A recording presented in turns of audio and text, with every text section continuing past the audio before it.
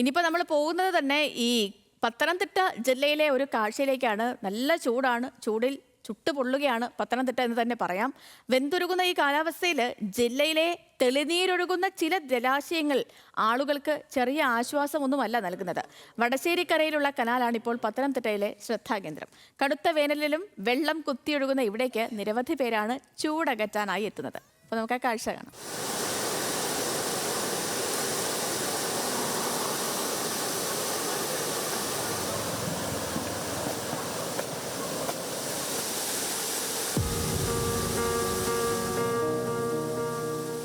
പത്തനംതിട്ട വടശ്ശേരിക്കരയിലെ അക്വഡേറ്റാണിത്.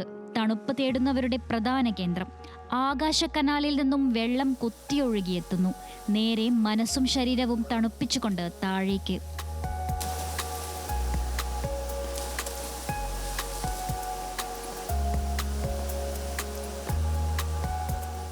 പ്രദേശവാസികളുടെ പ്രധാന ജലസ്രോതസ്സും ഇതുതന്നെ.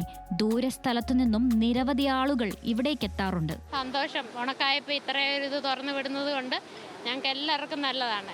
എല്ലാ നാട്ടുകാർക്കും എരമാലാരപ്പുഴയെന്നും പത്തനംതിട്ടയെന്നും കോന്നിന്നും എല്ലാ ആൾക്കാരും ഏറിയ മുഴുവൻ ഈ ഒരു വെള്ളമാണ് ആശ്രയിക്കുന്നത്. ഒരു 5 മണിയാകുമ്പോഴത്തേന് ഇവിടെ ഫുൾ ആളാണ്. ധാരാളം ആൾക്കാർ, പിള്ളേർ മാത്രമല്ല, വൈകുന്നേരം ആയി കഴിഞ്ഞാൽ ഫാമിലിയാണ് ഇവിടെ വരുന്നത്. ഫാമിലി രാത്രി ഒരു 10 മണിയായാൽ പോലും ഇവിടെ ഫാമിലിയുടെ ബഹളമാണ്. അതുപോലെ ആളുകൾ വന്നുകൊണ്ടിരിക്കും.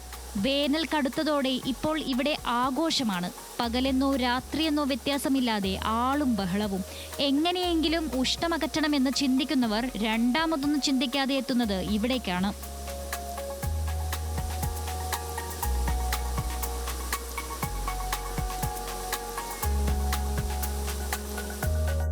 ഞായറാഴ്ചയൊക്കെ ഞായർ തിങ്കളൊക്കെ വരാറുണ്ട്. അവധിയുള്ളപ്പോൾ ഇവിടെ സൂപ്പർ തണുപ്പല്ലേ, നല്ല തണുപ്പൊക്കെയാണ്.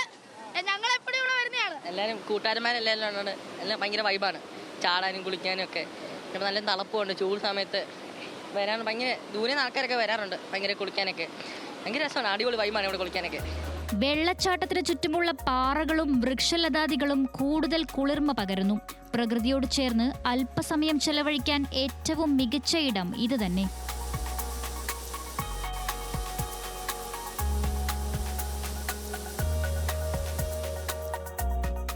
ന്യൂസ് മലയാളം, പത്തനംതിട്ട.